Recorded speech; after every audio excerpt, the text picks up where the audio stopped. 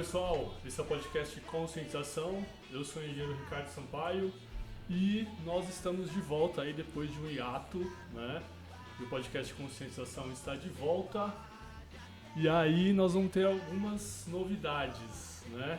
Então depois de um tempinho aí eu fiz algumas reformulações, alguns ajustes aí, né? Então a gente vai ter uma proposta nova.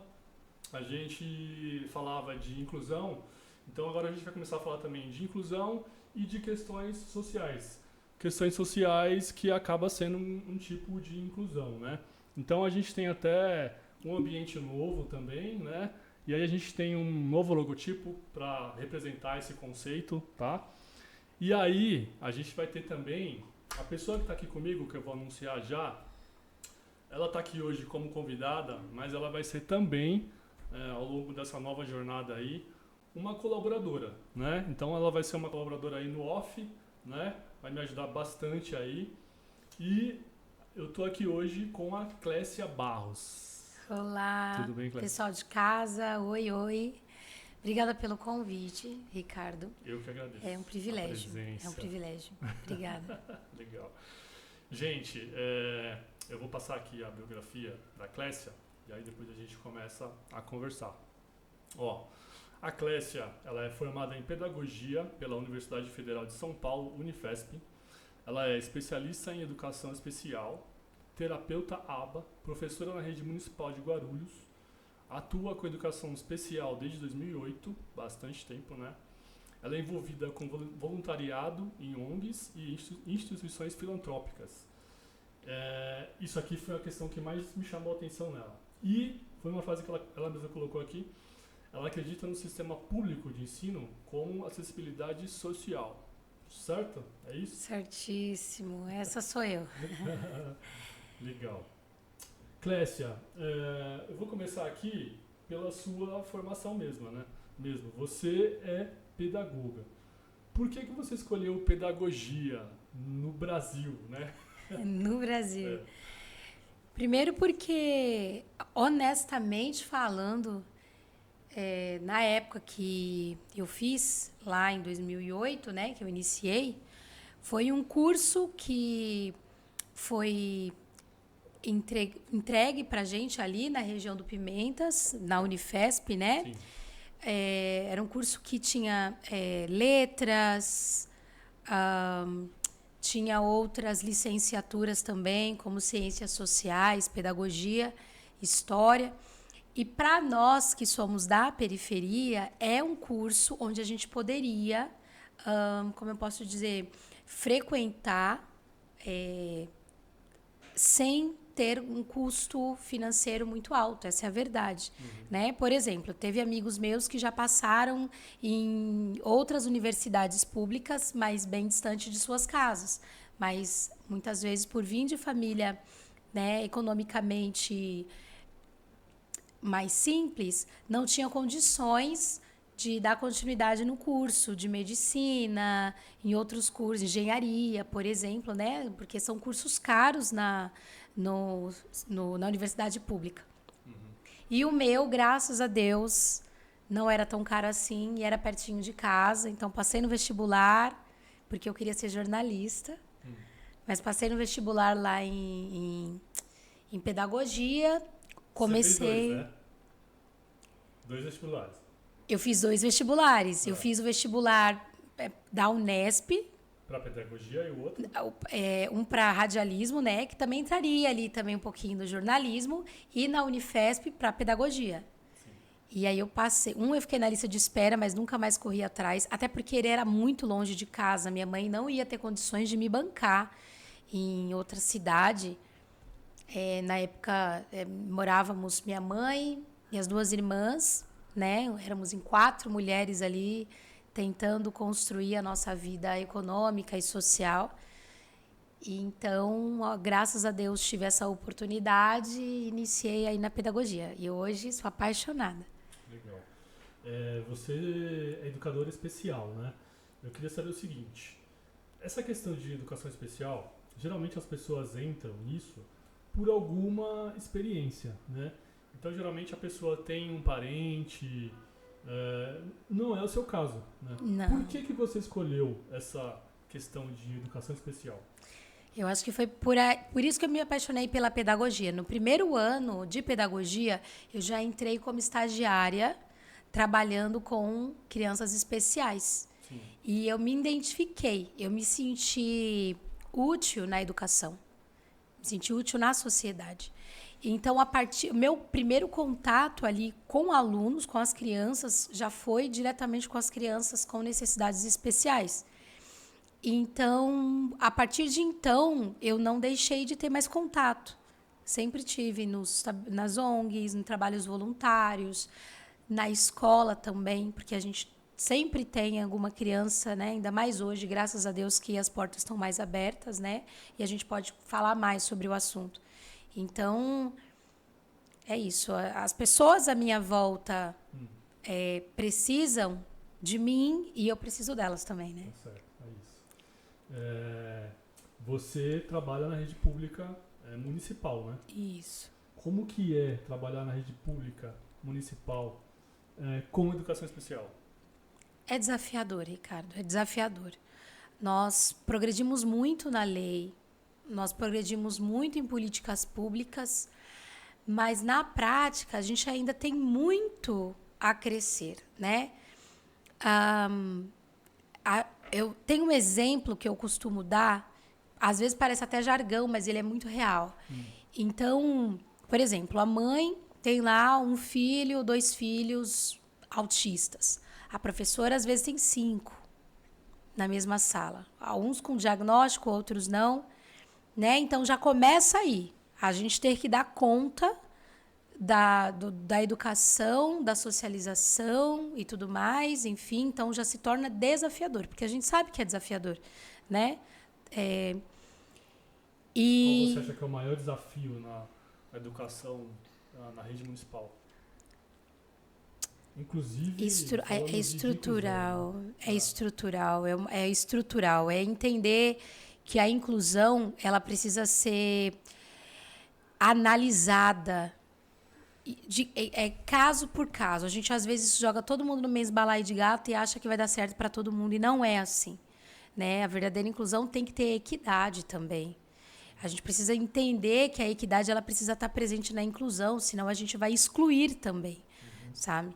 Então, a estrutura não só educacional, porque hoje nós temos um número muito grande na sala de aula de alunos, então a gente sabe que não dá para dar conta de todos os alunos. E ainda mais o aluno que merece, precisa ser respeitado dentro da necessidade dele.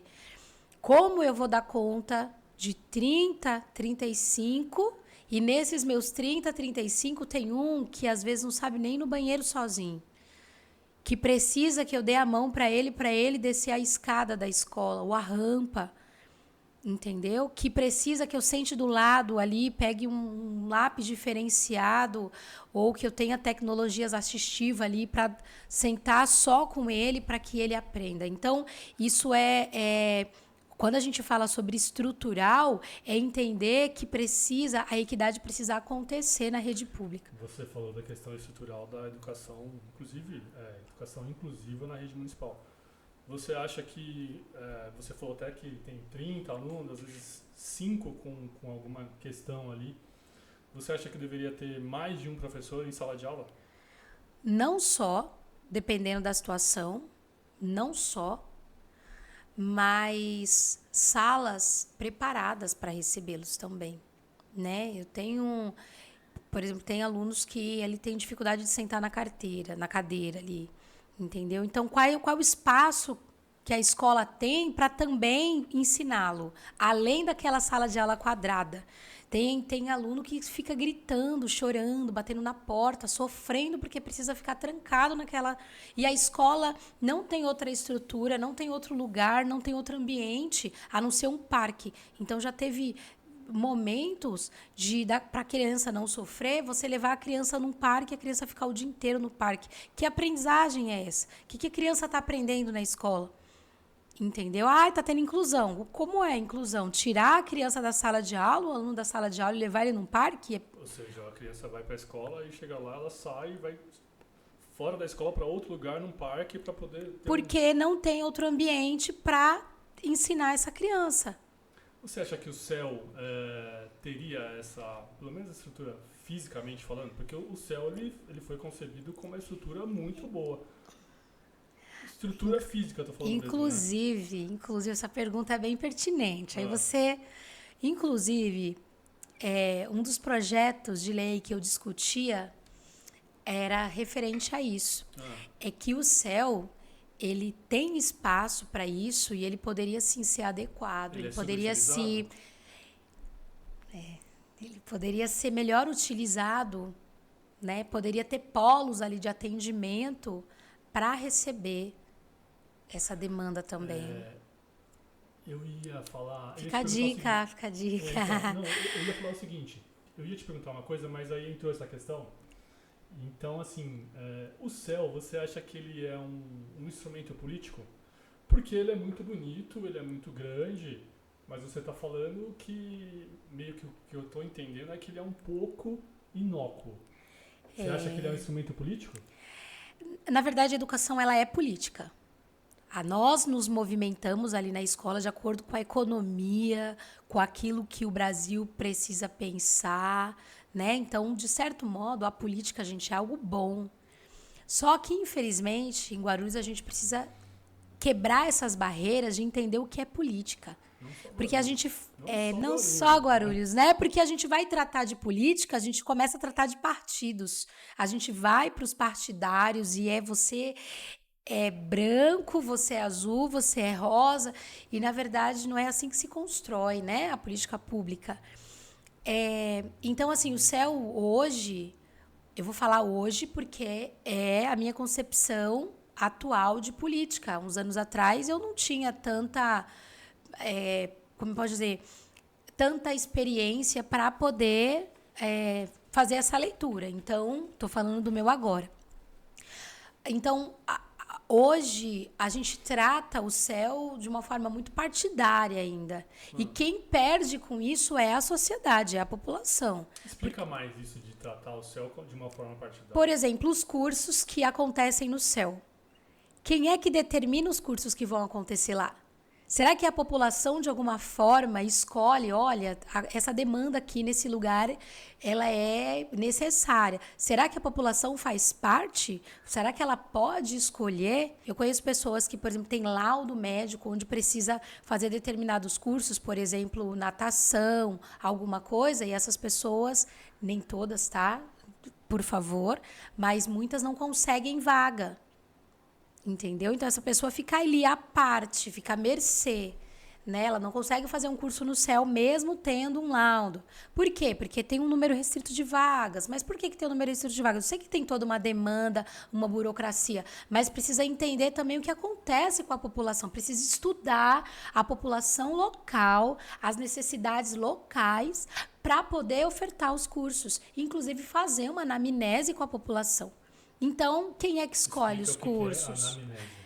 A anamnese é uma pesquisa de campo, né? Uma pesquisa para a população. Olha, o que vocês precisam aqui? Quais são as necessidades de vocês? Qual é a demanda? Tem curso para jovem? Tem curso para o idoso? Tem, mas o que é oferecido para o idoso? O idoso realmente precisa?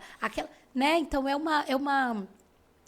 uma pesquisa mais, vamos dizer, mais íntima, né? Mais próximo ali da realidade do público. Tá, você está querendo dizer que, na verdade, até vindo com estou entendendo que seria uma proposta, né? De tornar o céu uma coisa personalizada, é isso? Então, para cada lugar, fazer um estudo e meio que personalizar esse céu para aquela região, é isso? Isso daria muito trabalho, mas a população efetivamente participaria do que está acontecendo. Até porque, gente, é um espaço público, né? Não é de fulano, ciclano, beltrano, meu Deus, não é de beltrano, ciclano, não, mas são das pessoas, é nosso. Então, por que eu não posso escolher, por exemplo, os cursos que para me ofertarem, Né? Então, assim, eu sei que existe uma demanda, existe uma burocracia, eu sei de muita coisa, mas são coisas a serem pensadas. Por exemplo, o horário, um problema que a gente está tendo agora, vou falar. Tá aqui para isso, né? Tô falando. Por exemplo, o futebol. O futebol foi determinado que o futebol vai durar 50 minutos. Quem joga futebol sabe que 50 minutos ainda não é o suficiente para se organizar, entendeu? Uma partida só, às vezes, é 45 minutos. E depois daqueles 50 minutos, a quadra fecha e ninguém mais usa. Então, aquela pessoa, aquele grupo, não pode usar 2 horários, por exemplo, como acontecia antes, entendeu? Então, assim, são coisas assim que a gente vai... É para quem isso aí? Quem está fazendo?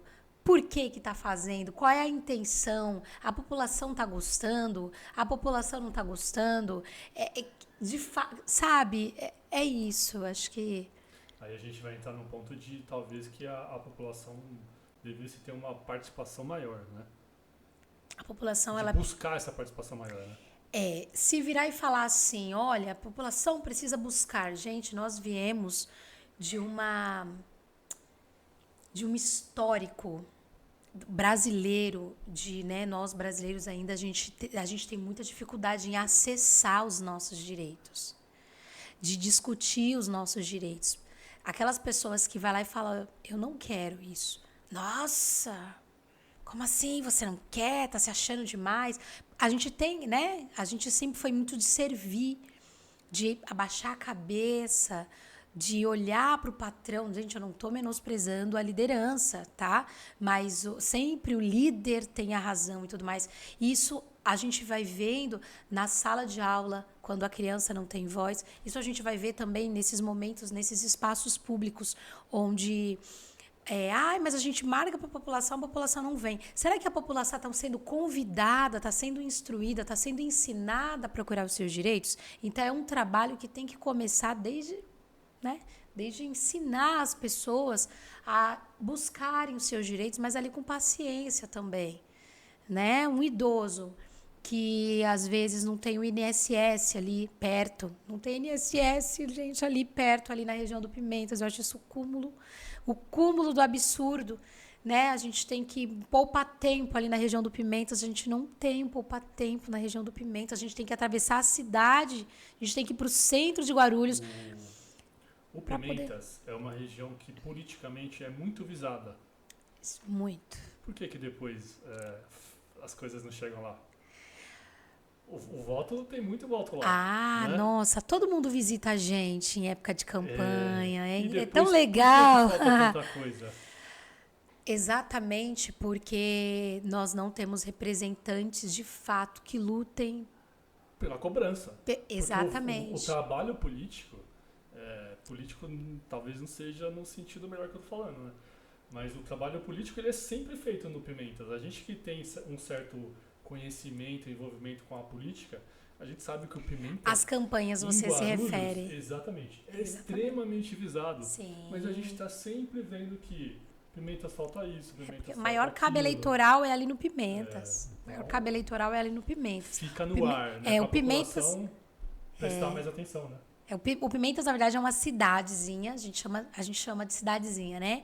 E tem vários subbairros lá dentro, né? Sim. Tem o Parque São Miguel, tem o Estela, tem o Vilani, tem... Pimentas, ele assim, são subbairros. Então, errado é quem acha que Pimentas é um só, e não é, né? É bem grande mesmo. E o que acontece? As pessoas, elas... como eu posso dizer, centraliza lá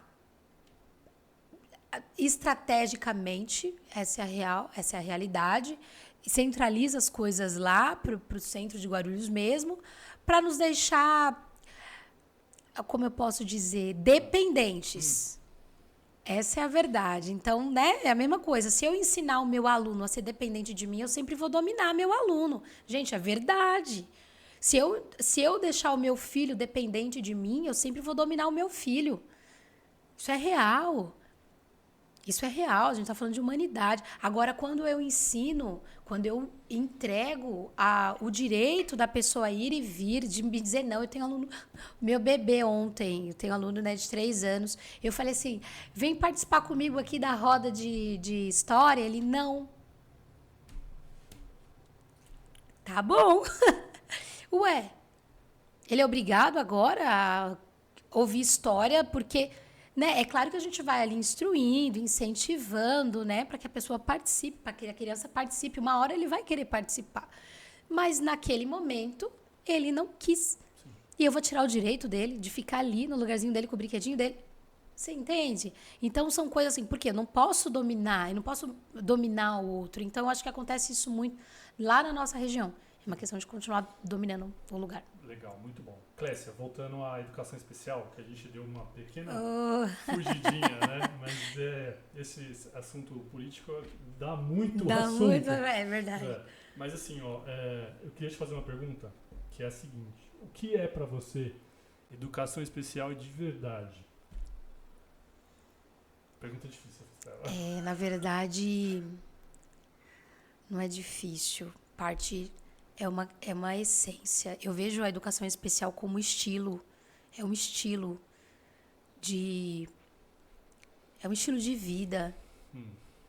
É uma conduta. Quando eu compreendo a educação como algo especial para o ser humano, eu compreendo que o outro tem tanto direito quanto eu, independente da idade. Desde o bebê que está ali na barriga da mãe, que tem os seus direitos garantidos por lei, né, de ter uma gestação equilibrada, tranquila, boa, assistida, até o seu nascimento, até o seu ensino fundamental, o seu ensino médio, e quem quiser cursar um superior ou não, até quando for idoso, enfim, isso é o especial, né? Então é essência, é estilo, é um olhar. Não sei se partiria de ideologia. Acho que ideologia é uma palavra ainda muito que não caberia, mas de essência. Então. Sim, legal. Você é terapeuta ABA, né? Sim. O que é a terapia ABA e para quem? Porque existe muito essa questão. Se fala muito em terapia ABA hoje em dia, sim. né? Até porque a questão do autismo, o TDAH, entre aspas, cresceu muito, né? A gente fala sobre isso depois. Então se fala muito sobre a terapia ABA. O que é e para quem é? Isso significa análise do comportamento aplicada, né? É um termo, ABA não é na nossa língua, né? Na língua portuguesa. Então, essa terapia, ela vai observar o paciente, o atendente, e a partir dessas observações, dessas análises, vai aplicar aquilo que é necessário para que ele atinja os objetivos necessários. Vou dar um exemplo de uma criança, um paciente com déficit de atenção ali, que tem se concentra por pouco tempo ali em alguma coisa, em alguma tarefa. Então, eu vi quanto tempo, onde ele se dispersa mais e onde ele tem hiperfoco, né? Porque o déficit de atenção, ele tem hiperfoco. Então, onde é que ele tem hiperfoco? O que vai ajudar ele a melhorar esse nível de atenção, de memorização? Então, a gente vai analisar, porque cada pessoa ela tem uma necessidade diferente. Não posso colocar todas as pessoas que têm déficit de atenção no mesmo cestinho e trazer a mesma atividade para todo mundo. Entendeu? Cada um vai ter as suas nuances e as suas necessidades. Então, o terapeuta ABA, ele precisa estar preparado para assistir o paciente e aplicar os testes de acordo com a necessidade do paciente. A terapia ABA, ela é só para pessoas com deficiência? Não. Ela é para todo mundo. Ah, é? Ela é para todo mundo. Ela é muito utilizada no autismo porque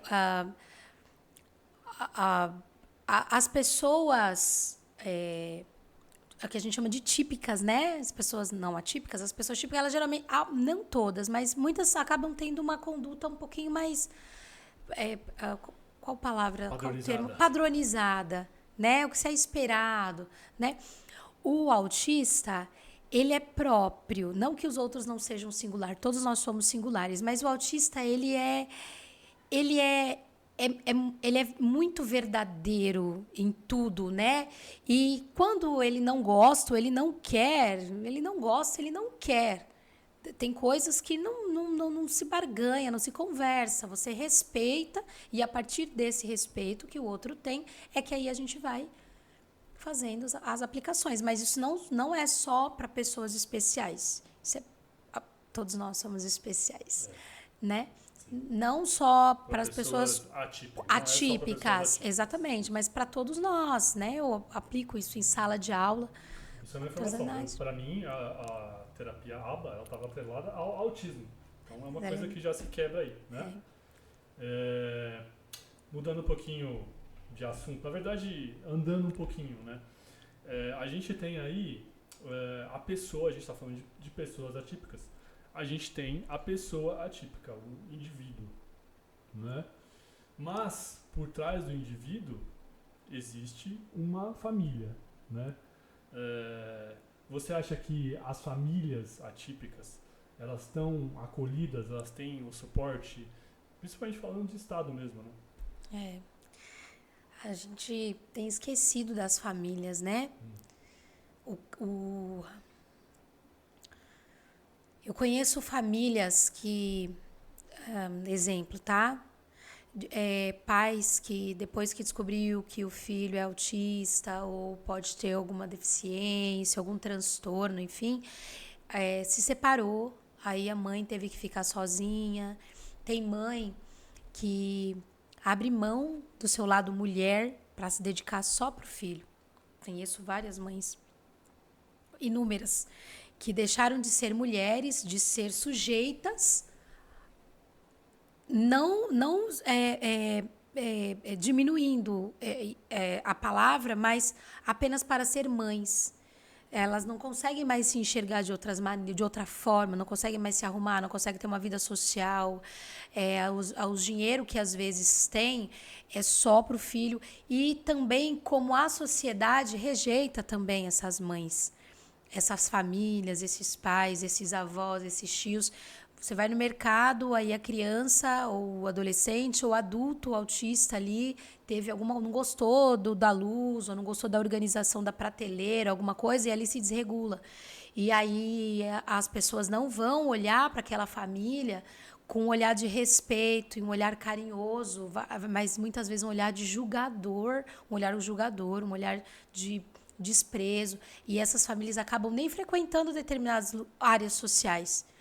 Famílias que eu sei, que eu conheço e que eu vi de não frequentarem um parque. Porque sabe que o filho, a filha, enfim, vai se desregular ali no meio de outras crianças e a outra família não vai entender. Sabe? Então, de evitar ir para os parques. É aniversário, gente. Quem chama para aniversário? Quem chama a família de um autista para o aniversário?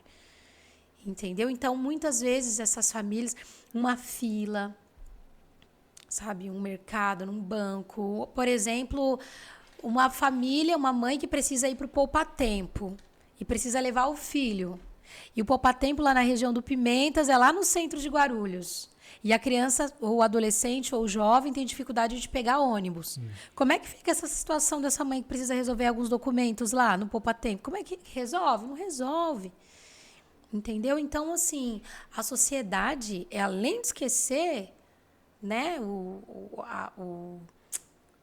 a pessoa atípica, também tem deixado de lado as necessidades da família. Né? Legal. Eu conheci a Clécia num evento que teve no início do ano passado, né, Clécia? Foi. Que é chamado... Mensagem de Silo. Mensagem de Silo. Né? Foi lá que a gente se conheceu. E a gente passou a ter contato um pouco depois disso e tal. E aí, o que me chamou a atenção na Clécia, muito assim, foi essa questão de ela ser voluntária. Então ela faz um trabalho muito frequente em ONGs, né? Não é isso? Você trabalha, você gosta desse trabalho de voluntariado, de ONG, de estar ali, de estar aqui, né? Fala um pouco sobre isso. Gosto.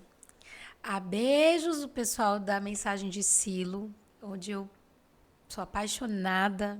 Verinha, Verinha vai estar linda. aqui logo mais, hein, E, Verinha? gente, a Verinha é... A Rô que me convidou, né? Uma professora que ela... Não sei se ela recebeu o diagnóstico dela, né? Temos professores atípicos aí. Eu tenho amigos que são atípicos. E eu estou muito feliz por isso, né? Porque eles estão se descobrindo cada vez mais, enfim. E eu recebi o convite e realmente eu me enquadro nesse lugar de ONG, né? Desse voluntariado. Sei lá, eu me encontro. Sim.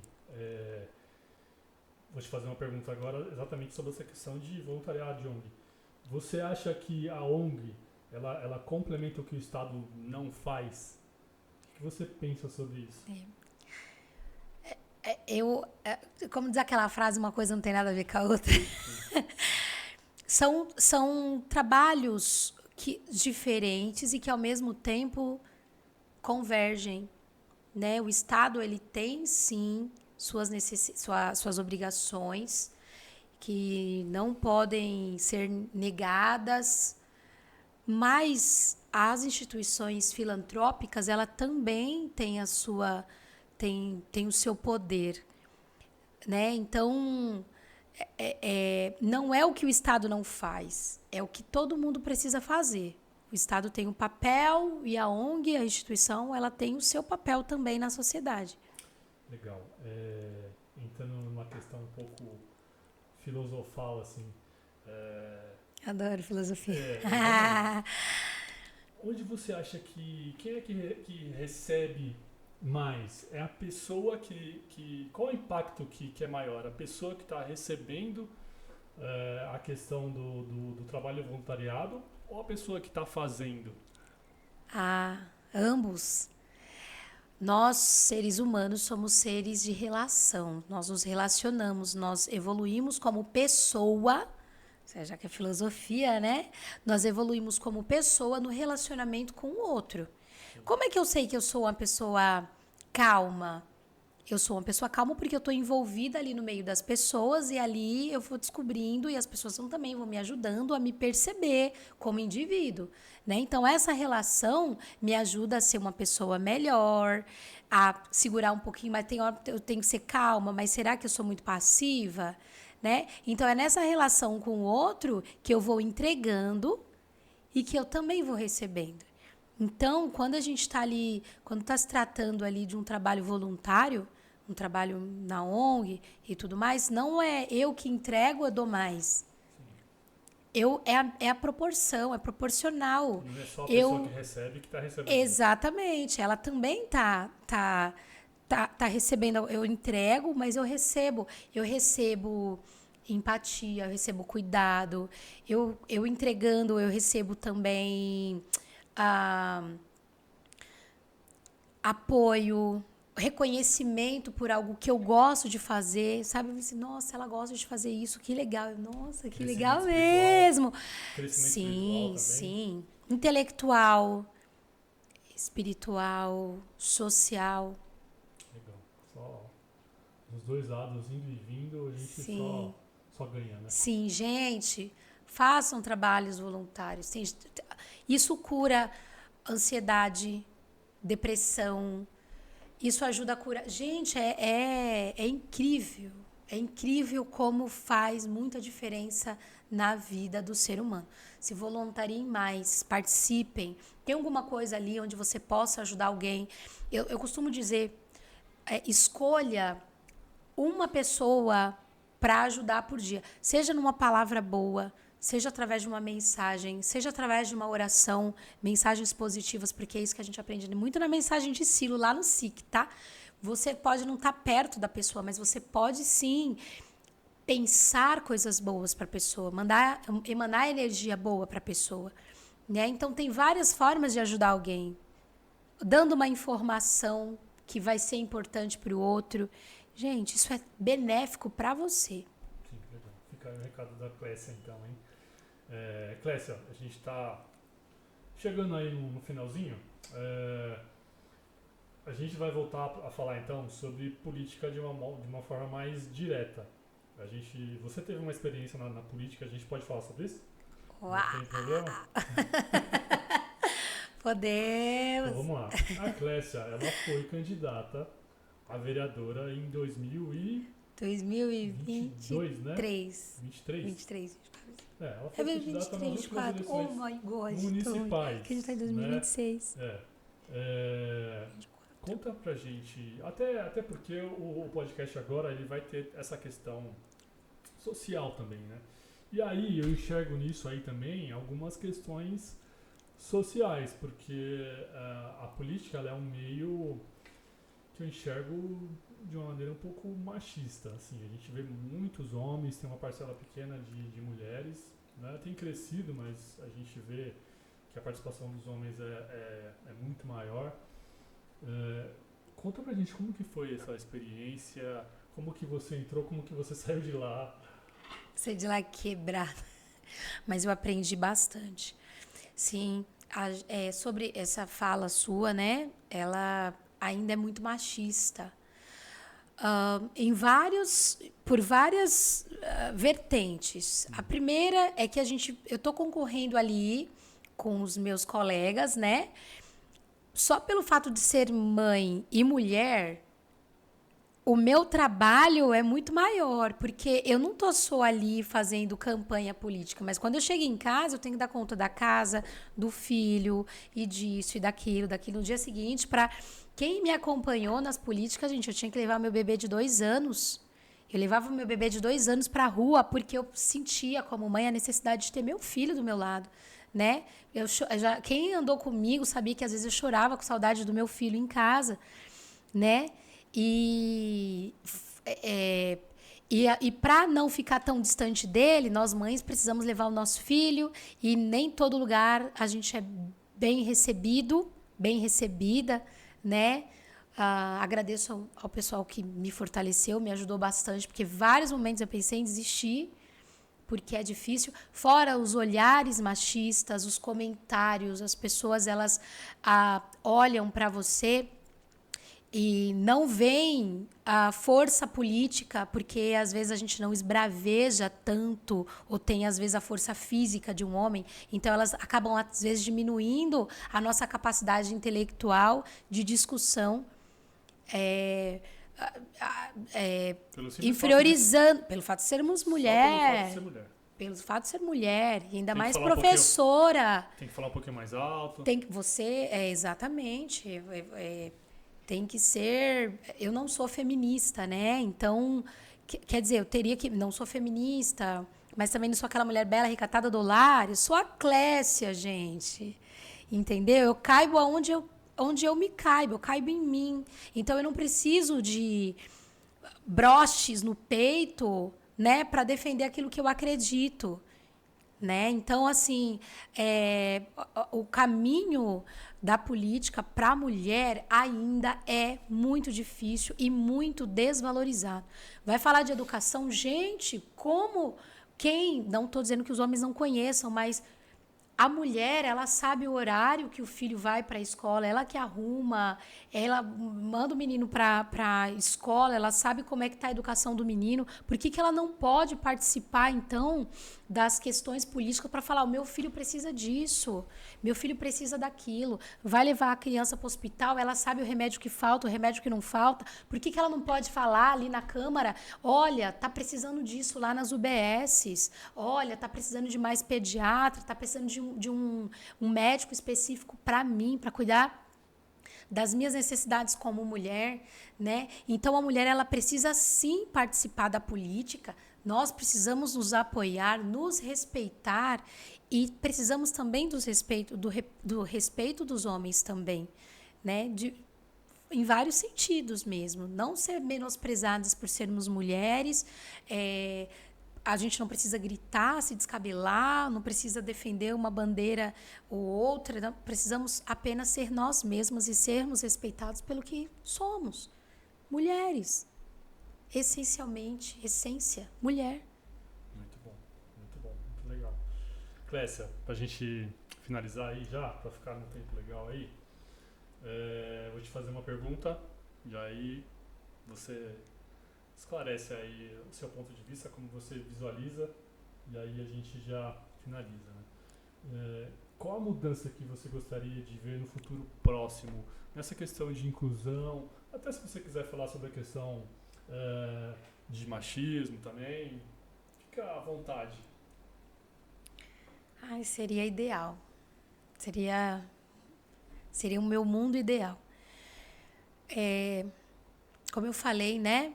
A inclusão, ela precisa ser um estilo de vida. É quando eu saio de mim mesma para entender que o outro também cabe no mesmo espaço.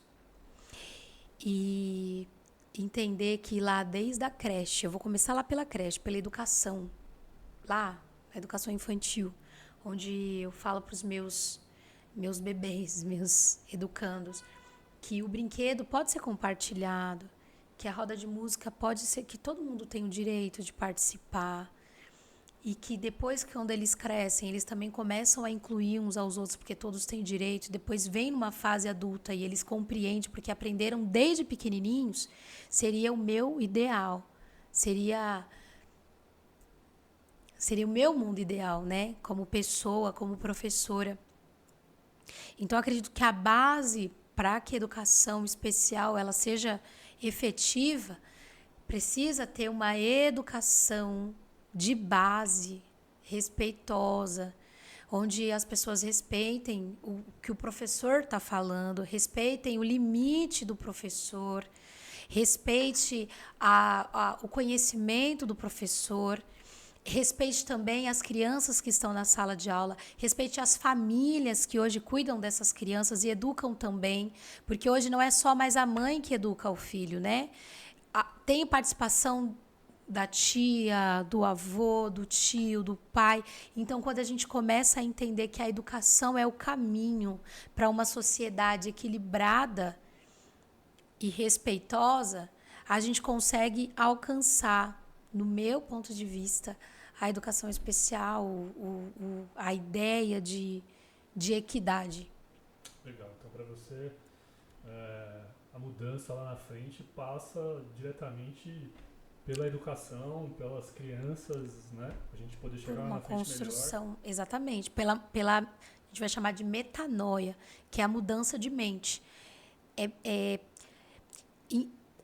Como eu posso dizer, contribuir para que o outro pense de uma forma mais ampla, porque ninguém manda em ninguém, né? Mas a gente contribui para que o outro reflita, olha, vamos pensar melhor. Isso é educação, né? A educação, ela lança e você, né, é isso, então... Legal, concordo plenamente com você. Eu acho que um mundo melhor, a quebra de paradigmas, de preconceitos, tá ali na gente hoje, aprendendo, evoluindo e passando aquilo que a gente não quer mais para as crianças. Porque a gente vê que criança não tem preconceito, né? Criança não tem nada daquilo que nós, adultos, temos, e a gente pegou isso durante a vida, né? A criança imita a sociedade. Exatamente. A criança é reflexo da sociedade. Ela olha, enxerga e imita. Mas lá atrás, a criança ela não tem preconceito. Ela vai criando. Ela vai criando, né? ela vai aprendendo. Exatamente isso que você falou. Ela vai vendo no espelho que é o adulto. Né? E isso ela vai adquirindo. E da forma com que ela aprende, ela também pode desaprender, porque é gostoso trabalhar com criança exatamente por isso. Porque elas são passíveis de escuta, de ouvir, muito diferente do adulto que é todo padronizado, com ego inflado, que quer defender o seu ponto de vista como se fosse. A criança não. A criança para e te escuta, observa, analisa, questiona. Legal. Gente, a gente vai ficando por aqui. Você quer colocar mais alguma coisa? Fica o espaço aberto aí para você falar o que você quiser. Mandem um pix, tô brincando. Tô brincando. Eu quero muito te agradecer por essa oportunidade de falar o que eu penso e o que eu sinto Não é todo mundo que abre esse espaço para a gente ser o que a gente é, né? As pessoas, elas gostam, às vezes, de estereotipar a gente ali, deixar a gente marcadinho, falando, aquela ali é uma professora. Não, aquela ali... Não. Agora, quando a gente é convidado a colocar para fora o que está aqui dentro, a gente se sente acariciado na alma. Que bom, fico muito feliz. Fico lisonjeado de ouvir isso, até porque a missão do podcast é a gente ensinar aprendendo. Então, na verdade, eu estou aqui aprendendo com as pessoas que vêm aqui e essas pessoas vão passar tudo que elas sabem, todas as experiências que ela tem com as pessoas que vão estar vendo a gente aí. E isso passa pela manutenção do podcast, pelo crescimento do podcast. Então eu vou me despedir aqui pedindo para que as pessoas, fazendo aquele clichê, né? Pedindo para que as pessoas compartilham, curtam o nosso podcast para a gente poder ir mais longe, continuar fazendo esse trabalho e poder chegar mais longe. Eu peço para os meus amigos, para os meus conhecidos compartilharem também, acompanharem, comentarem, trazerem sugestões também, né? A gente como eu falei, né? A gente aprende nessa troca, um com o outro. Manda aí, de convidados também pode mandar pra gente. Manda, né? Aqui pro Rick, que ele tá super aberto, disposto aí a ouvir, né? E até essa entrega, se doar e receber também, né, Rick? Legal. Obrigada. Show de bola. A gente vai ficando por aqui. Logo mais a gente tem novos episódios aí. E vamos seguir. Tchau, gente. Beijo. Tchau.